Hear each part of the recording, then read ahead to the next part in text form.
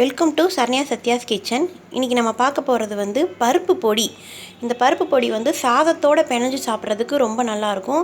நீங்கள் பார்த்துருப்பீங்க, பெரிய பெரிய ஹோட்டல்ஸ்லாம் வந்து பருப்பு பொடி தனியாக வச்சு நெய் ஊற்றி சாப்பிடுவோம், ரொம்ப டேஸ்ட்டாக இருக்கும்.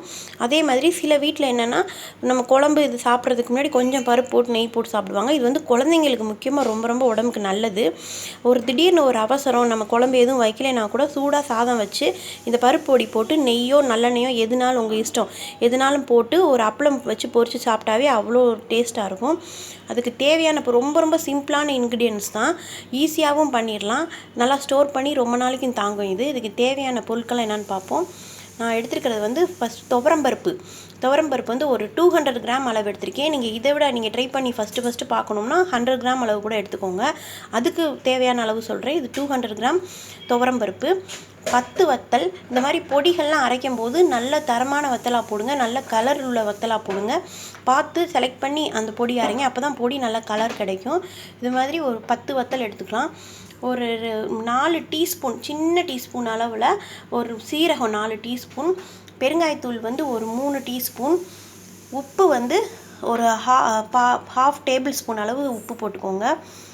கருவேப்பிலை வந்து ஒரு சின்ன ஒரு 2 இனுக்கு அளவு கருவேப்பிலை நல்லா இலையாக எடுத்து வச்சுக்கோங்க. இப்போ இதை வந்து எல்லாத்தையும் நம்ம வறுக்க போகிறோம். ஒரு கடாய் வச்சுக்கோங்க, எண்ணெய் எதுவும் ஊற்ற தேவையில்லை. நான் இந்த பருப்பை வந்து ட்ரை ரோஸ்ட் பண்ணிக்கிறணும். நல்லா வறுத்துக்கோங்க, கருக விடாமல் வறுக்கணும். கொஞ்சம் வாசம் வந்து லைட்டாக செவக்கும். இப்போ பருப்பு பார்த்தா உங்களுக்கு தெரியும், கொஞ்சம் லைட்டாக கலர் சேஞ்ச் ஆகி நல்லா இங்கே வாசம் வந்துட்டு இருக்குது.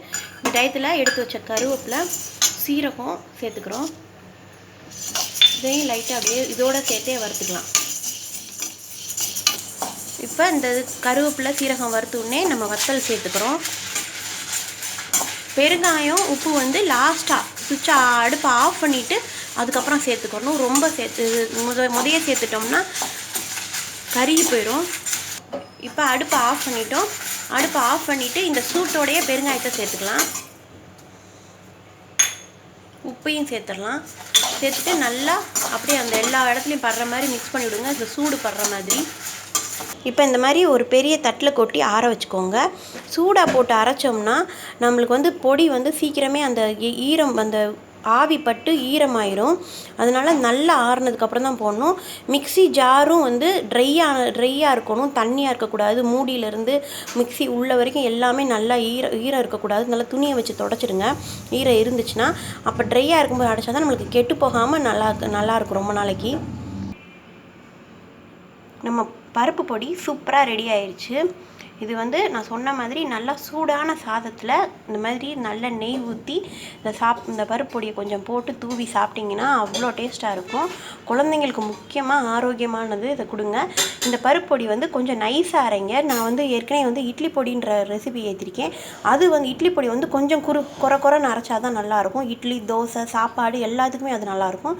இது வந்து சாதத்துக்கு தான் நல்லாயிருக்கும். இந்த வீடியோ உங்களுக்கு பிடிச்சிருந்தா லைக் பண்ணுங்கள், ஷேர் பண்ணுங்கள், மறக்காமல் சேனலை சப்ஸ்கிரைப் பண்ணி வச்சுக்கோங்க.